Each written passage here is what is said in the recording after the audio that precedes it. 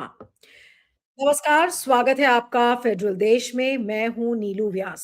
आप अगर पिछले 3 दिनों में देख रहे हो तो पिछले 3 दिन में 3 राज्यों से जो राज्यपाल हैं, वो अपनी मनमानी करने की कोशिश कर रहे हैं। उनको अगर राज्य की सरकार एक लिखित स्पीच देती है कि आप जॉइंट एड्रेस में इसको बोलेंगे, तो उन राज्यपालों का ये कहना है कि इसके कुछ पोर्शंस ऐसे हैं उस स्पीच के जो कि मोदी सरकार के खिलाफ हैं या फिर वो सेंट्रल गवर्नमेंट को फेवर नहीं करते, केंद्र सरकार को फेवर नहीं करते, इसलिए हम जॉइंट एड्रेस में हिस्सा नहीं लेंगे।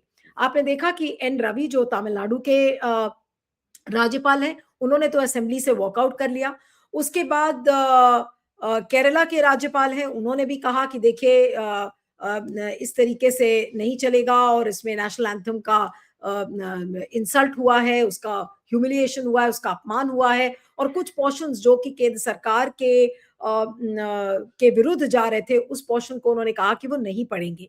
और अब कर्नाटक के जो राज्यपाल हैं तवर चंद गहलोत, उन्होंने भी ये कहा कि वो उन्होंने तो बल्कि राज्य सरकार को यानी कि सिद्धरमैया सरकार को ये बोला है कि इसके 11 पैराग्राफ्स उस स्पीच के आप हटा दीजिए क्योंकि वो स्पीच मोदी सरकार के अनुकूल नहीं है, यानी कि उसमें क्रिटिसिज्म है, उसमें वीबीजी रामजी बिल जो मनरेगा हटाकर जो नई बिल केंद्र सरकार लाई है उसको लेकर उसमें रेफरेंस था, तो वो चीज तंवर चंद गहलोत को गवारा नहीं थी।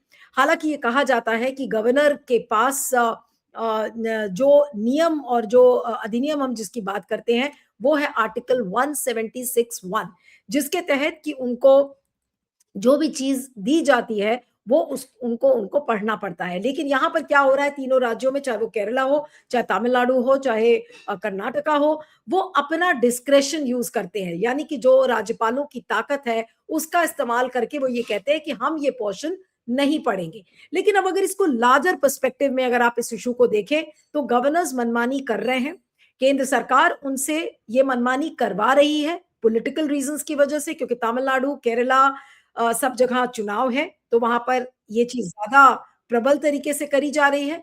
कर्नाटक में चुनाव में समय है, लेकिन कर्नाटक में भी ऑपोजिशन को यह बताया जा रहा है कि अगर आप केंद्र सरकार की आलोचना करेंगे तो फिर राज्यपाल आपकी स्पीच को नहीं पढ़ेगा। लेकिन कानून क्या कहता है? कानून ये कहता है कि राज्यपाल जो एड एंड एडवाइस जो कैबिनेट की होती है, स्टेट कैबिनेट की, स्टेट गवर्नमेंट में स्टेट कैबिनेट की, उसके एडवाइस पर वो काम करते हैं। वो ये नहीं कह सकते कि हम ये पोर्शन स्पीच का पढ़ेंगे या नहीं पढ़ेंगे। तो जिस तरीके से राज्यपालों ने जॉइंट सेशन का बहिष्कार करना शुरू कर दिया है और जॉइंट एड्रेस को कहने लगे हैं राज्यपाल कि भाई हम ये पोर्शन नहीं पढ़ेंगे, हम वो पोर्शन नहीं पढ़ेंगे, हम इसको कानूनी रूप से कैसे देखें और क्या ये मामला कोर्ट में चुनौती के लिए जाएगा? इस पर हमारे साथ प्रणव सचदेवा हैं जो कि संवैधानिक विशेषज्ञ हैं सुप्रीम कोर्ट में। आपका स्वागत है Pranav, thank you so much for joining. और ये जो एक थैंक यू। गतिरोध जैसी स्थिति दिख रही है तीनों स्टेट्स में, राज्यपाल और राज्य सरकार के बीच में, इसको आप कैसे देखते हैं? ठीक, ये एक लार्जर पैटर्न है जिसमें फेडरलिज्म को असॉल्ट किया जा रहा है। स्टेट गवर्नमेंट्स की जो पावर है उनको चुनौती दी जा रही है सेंट्रल गवर्नमेंट के द्वारा। चाहे आपने देखा कि कैसे बहुत सारे गवर्नर बिल रोक रहे हैं स्टेट गवर्नमेंट्स के, कई कई साल रोक रहे हैं गवर्नर्स स्टेट गवर्नमेंट्स के। अगर अब यहाँ पे इन्होंने यहाँ तक आ गए कि स्पीच जो वन आर्टिकल 176 के तहत स्टेट गवर्नमेंट को अपनी पॉलिसीज और अपनी नीयतें और अपनी जो व्यूज हैं और अपना जो आगे का प्रोग्राम है उसके अपने एजेंडा को आगे रख लेजिस्लेचर के आगे, अपनी असेंबली के आगे रखने का हक है। वो अंडर आर्टिकल 176 वो स्टेट असेंबली में गवर्नर स्पीच पढ़ते हैं, बिकॉज जो सारे डिसीजन होते हैं स्टेट गवर्नमेंट के वो गवर्नर के नाम पे लिए जाते हैं। गवर्नर सिर्फ एक नाम है। अल्टीमेटली पावर जो होती है वो एक इलेक्टेड गवर्नमेंट के पास है, जो चुनी हुई सरकार है। गवर्नर कोई पावर सेंटर नहीं है। ऐसा ही हमारे संविधान ने शुरू से B.R. अम्बेडकर की चाहे स्पीचेस पढ़ी जाएं और या कॉन्स्टिट्यूशन के जो बाकी मेकर्स हैं उनकी स्पीच पढ़ी जाए, इट बिल्कुल साफ है कि जब ये संविधान बनाया जा रहा था गवर्नर के पास कोई भी पावर नहीं थी ऐसे डिसीजन लेने की जो स्टेट गवर्नमेंट के डिसीजन के बेसिस पे नहीं हो, अपना ना तो वो उस अपना खुद डिसीजन लेने की कोई power on a policy issue, सिर्फ बहुत लिमिटेड पावर्स थी, जैसे कि प्रेसिडेंट्स रूल लगाने में जो रिपोर्ट दी जाती है, या जब गवर्नमेंट चुननी होती है उस टाइम किस पार्टी को बुलाना है। तो इस लिमिटेड इश्यूज में एक डिस्क्रिशनरी पावर थी इस गवर्नर की। इसके अलावा गवर्नर के पास कोई भी अपनी पावर नहीं है। ना आपको लगता है ये 176(1) क्या कहता है? आर्टिकल 176(1) क्या ये कहता है कि राज्यपालों को अगर राज्य सरकार की तरफ से जॉइंट एड्रेस के लिए जो स्पीच मिलती है, वो अपने आप कुछ पोर्शंस को रिडैक्ट कर दे या हटा दे उसको? जैसे तवरचंद गहलोत जो कर्नाटक के राज्यपाल हैं, उन्होंने कहा कि 11 पैराग्राफ्स इस स्पीच में से हटा दीजिए। अब 11 पैराग्राफ्स अगर हटा देंगे तो स्पीच में बचेगा क्या? हाँ, गवर्नर के पास कोई पावर नहीं है। ये कॉन्स्टिट्यूशन में प्रोविजन है कि आप गवर्नमेंट अपनी स्पीच देगी हर साल थ्रू द गवर्नर, जैसे कि सेंट्रल गवर्नमेंट प्रेसिडेंट के थ्रू देती है।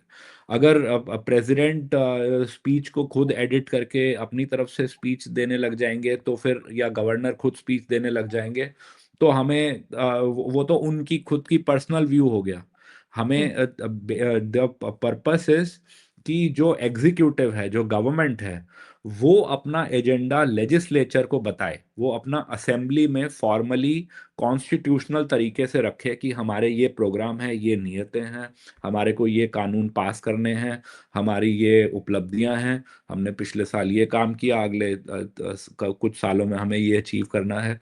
सो वो एक कॉन्स्टिट्यूशनल एड्रेस है जिसमें गवर्नमेंट के, क्योंकि गवर्नमेंट के सारे डिसीजन गवर्नर के थ्रू लिए जाते हैं। तो अभी ये एक लार्जर पैटर्न है जिसमें पिछले 10-15 सालों में पूरा स्टेट गवर्नमेंट्स की पावर पे असॉल्ट हो रहा है। चाहे आप देखें कि गवर्नर बिल रोक रहे हैं, चाहे आप देखें कश्मीर में इन्होंने स्टेट गवर्नमेंट को यूनियन टेरिटरी बना दिया, रातों रात यूनियन टेरिटरी बना दिया। चाहे आप देखें कि आप इन्होंने ईडी जैसी इन्वेस्टिगेशन एजेंसी को यूज करके, जिसका एक लिमिटेड मनी लॉन्ड्रिंग का पर्पस था, आपने ऑपोजिशन पार्टीज पे रेड करवाई, आपने उनको और चीफ मिनिस्टर्स को अरेस्ट करना शुरू कर दिया। आपने दिल्ली गवर्नमेंट को, जब ऑपोजिशन पावर में थी, आपने 5 साल 10 साल उनको काम नहीं करने दिया। हर इशू पे आपका गवर्नर को यूज करा जाता है as a pawn by the central government, कि वो हमारा बंदा है, हम जो बोलेंगे वो करेगा। और जहाँ पे ऑपोजिशन पार्टीज हैं उसमें बीच में वो उनकी पॉलिसीज को इम्प्लीमेंट होने में रोकेगा और उनके लेजिस्लेशन को रोकेगा। तो और इनफैक्ट यहाँ तो गवर्नमेंट्स भी टॉपल कराई जाती हैं, नई नई सरकारें बदल दी जाती हैं गवर्नर का पावर यूज करके।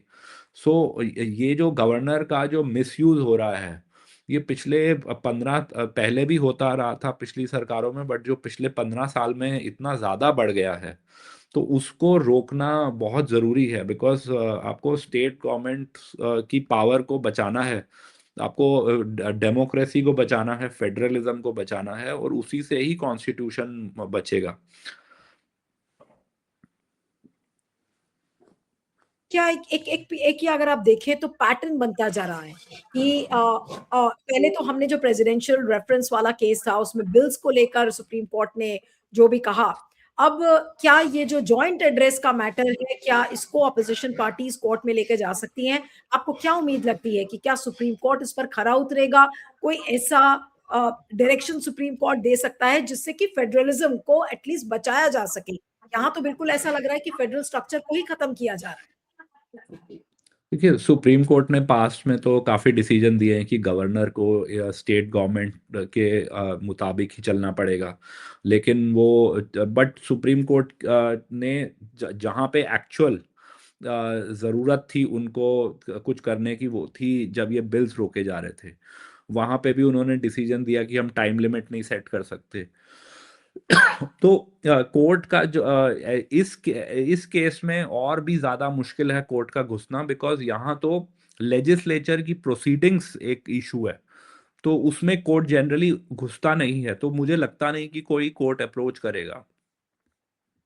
तो अगर कोर्ट भी इसमें इंटरवीन नहीं करता है तो इसमें फिर उम्मीद क्या बचती है प्रणब? बिकॉज सवाल ये है कि इस गतिरोध को हम कैसे रोकें, क्योंकि जब तक ये गतिरोध बना रहेगा, जो जनता की विल है, जो जॉइंट एड्रेस में जो सरकार स्पीच लिख के देती है गवर्नर को, वो एक तरीके से जनता की मंशा है, जनता की विल है उसमें। और उस जनता की विल को ही अगर गवर्नर नहीं मान रहा है तो फिर गवर्नर अनकॉन्स्टिट्यूशनल होगा या फिर सरकार को हम कहेंगे कि वो गलत है। तो इसका गतिरोध ये टूटेगा कैसे? देखिए, ये एक पॉलिटिकल है। लीगली तो गवर्नर गलत है, but but this is a political issue. इसमें कोर्ट्स का कुछ करना बहुत मुश्किल है, बिकॉज ये लेजिस्लेचर की प्रोसीडिंग से रिलेटेड है। तो यहाँ पे गवर्नर का क्रिटिसिज्म बनता है, होना भी चाहिए। बट साथ ही साथ एक रिस्पॉन्सिबिलिटी स्टेट गवर्नमेंट्स की बस इतनी आती है कि अपनी जो स्पीच होती है उसको एकदम प्योरली पॉलिटिकल स्पीच नहीं होनी चाहिए। बिकॉज अगर आप पॉलिटिकल स्पीच तो चीफ मिनिस्टर और मिनिस्टर्स वगैरह दे ही सकते हैं। जो गवर्नर का एड्रेस है या प्रेसिडेंट का एड्रेस है सेंटर पे, वो जनरली नॉन पॉलिटिकल होता है।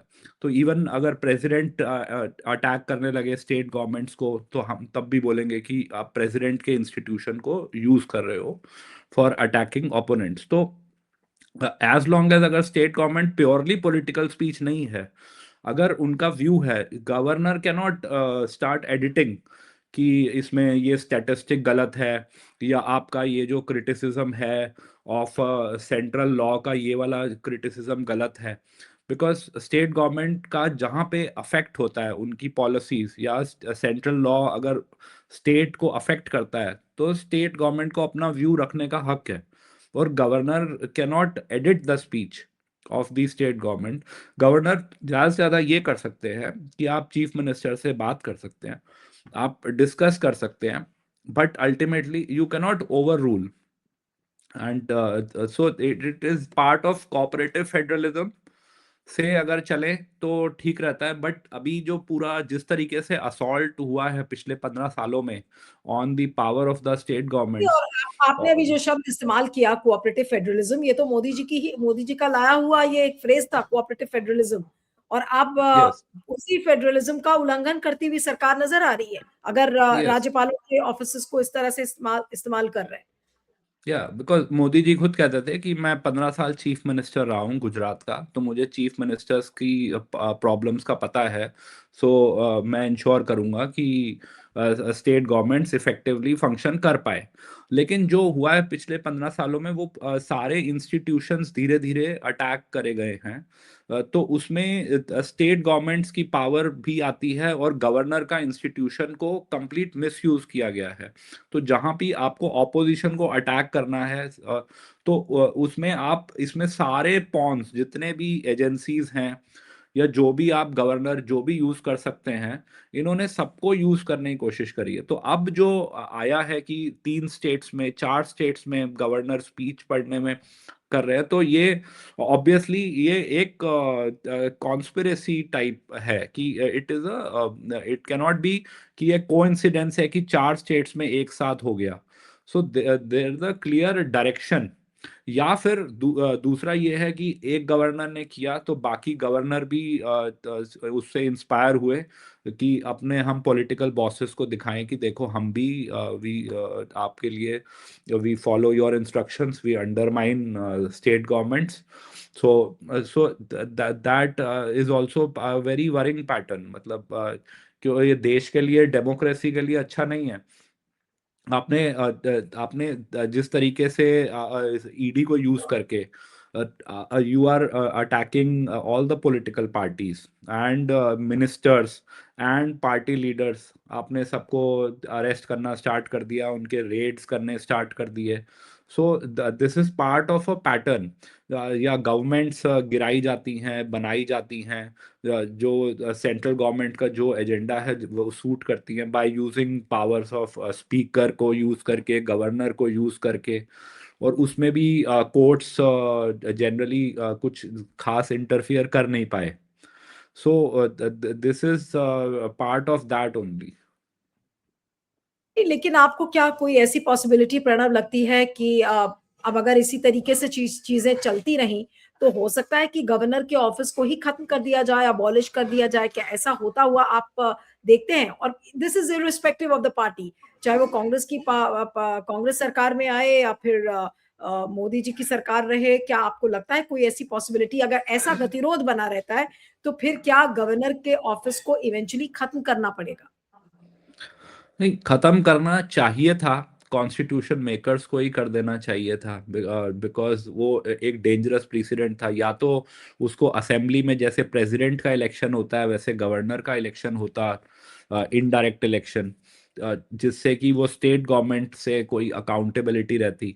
अभी तो आपने उसको ही serves at the pleasure of the president ये लिख दिया कॉन्स्टिट्यूशन में, जिससे कि वो जब तक सेंट्रल गवर्नमेंट चाहेगी वो काम करेगा।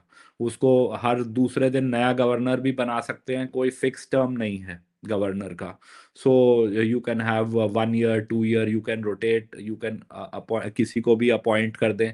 तो ये एक उसको अभी तक यूज किया जाता था एक जमाने में कि भाई हम अपने जो पॉलिटिशियंस हैं जिनको हम मिनिस्टर नहीं बना सकते, या अब जो रिटायर्ड हो गए हैं उनको हम गवर्नर बना देते हैं ताकि उनको एक पोस्ट दी जाए, उनको अकोमोडेट करने के लिए। बट अभी जिस तरीके से यूज किया जा रहा है, इट इज उसको एज अ वेपन यूज किया जा रहा है ऑपोजिशन को टारगेट करने के लिए।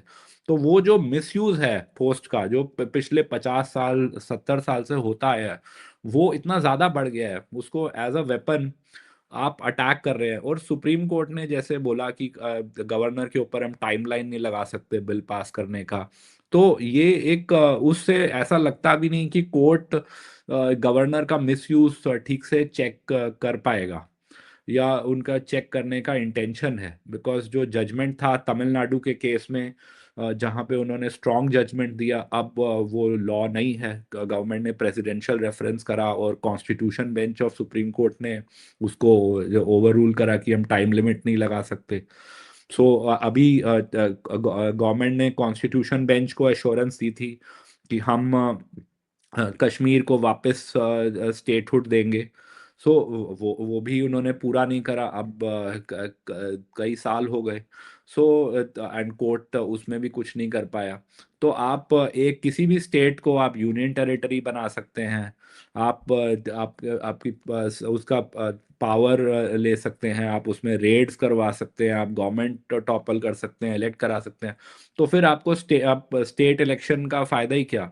आपका स्टेट गवर्नमेंट अगर अपने लॉ भी नहीं पास कर सकती, अपनी स्पीच भी नहीं रख सकती असेंबली में, जब तक उसको गवर्नर एडिट ना कर दे, तो दैट शोज कि आपका democracy is under attack as far as state की पावर इज कंसर्न। बिल्कुल, बिल्कुल। और अभी जैसे कर्नाटक के केस में था, उन्होंने कहा कि आप 11 पैराग्राफ्स हटा दीजिए उस स्पीच के। और उसी तरीके से केरला में भी कुछ पोर्शंस थे जो कि एजुकेशन को लेकर बोले गए थे, उसको हटाने के लिए बोला।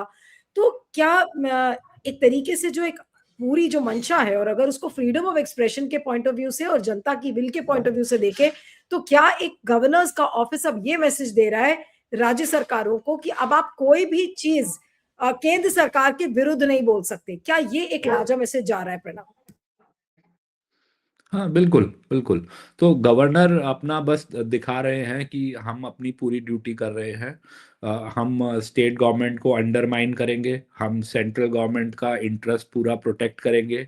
स्पेशली जब इलेक्शन आ रहे हैं, आप पॉलिटिकल, आप you go to the media also and make a political point in the media. So governor institution कभी भी इस तरीके से मीडिया में जाके अपने को जस्टिफाई करे, या पॉलिटिकल पॉइंट रखे, या स्पीच एडिट करे on political issues, so that ऐसा कभी हुआ नहीं था। सो दिस इज एंड और वो भी 3 स्टेट्स में एक साथ। सो दैट शोज कि एक पैटर्न है ऑफ अटैकिंग, वो भी on the eve of elections. अगर मान लीजिए कि कोई पॉलिटिकल पार्टी आती है कोर्ट, तो आपको क्या कोई उम्मीद लगती है कि कोर्ट इसमें वाकई में इस फेडरल स्ट्रक्चर के बचाव में आएगा, या फिर जो गवर्नर्स को कोई एक खास या ठोस डायरेक्शन इसमें दे पाएगा सुप्रीम कोर्ट कि भाई ऐसा करना ठीक नहीं है, क्योंकि अल्टीमेटली ये जनता की विल के विरुद्ध है? मुझे लगता नहीं कि कोई पार्टी कोर्ट में जाएगी, क्योंकि ये लेजिस्लेचर की प्रोसीडिंग से रिलेटेड है और इसमें काफ़ी सारे जजमेंट्स भी हैं कि लेजिस्लेचर की प्रोसीडिंग्स जनरली कोर्ट उसमें इंटरफियर नहीं करता उनके कंडक्ट में, बिकॉज ये गवर्नर का जो एड्रेस है ये फ्लोर ऑफ द असेंबली पे होता है। तो जनरली कोर्ट इसमें इंटरफियर नहीं करता, तो मुझे लगता नहीं कि कोई पार्टी जाएगी। जो गवर्नर का एक्शन है अनकॉन्स्टिट्यूशनल है, असंवैधानिक है, इलीगल है, लेकिन उसको कोर्ट के थ्रू रेमेडी करना, कि कोर्ट उसमें डायरेक्शन इशू करे, ये बहुत मुश्किल है।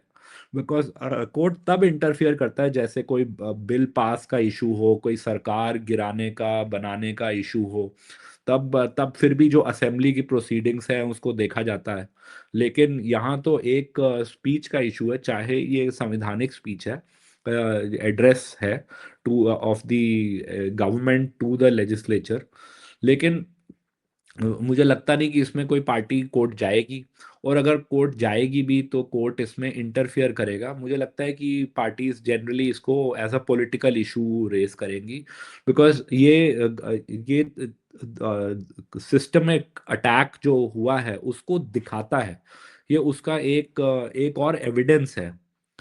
सो इसके ऊपर पार्टीज, मुझे लगता नहीं कोर्ट जाएंगी, they will use it as a political issue and say कि जो इन हमारे पे सिस्टमैटिक अटैक हुआ बाय द सेंट्रल गवर्नमेंट, चाहे फाइनेंसेस का इशू हो, चाहे पॉलिसीज का इशू हो, चाहे लॉज का इशू हो।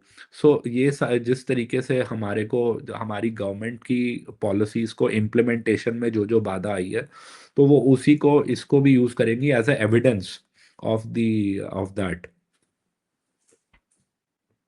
अब अंत में मेरा आखिरी सवाल है प्रणव आपसे कि अब इस चीज को लेकर क्या अब ये एक नया नॉर्मल सरकार बनाने की कोशिश कर रही है कि जैसे आपने खुद ही कहा कि ईडी और सीबीआई का इस्तेमाल किया जाता है, स्पीकर के ऑफिस का इस्तेमाल किया जाता है, अब क्या राज्यपालों को छोड़ा गया है कि भाई अब आप इसी इसी तरह से जाइए और विपक्ष को आप गवर्नेंस मत करने दीजिए, क्योंकि जब तक राज्यपाल गतिरोध लगा कोई ना कोई अवरोध लगाते रहेंगे तब तक राज्य सरकार रूल नहीं कर पाएंगी या गवर्न नहीं कर पाएंगी।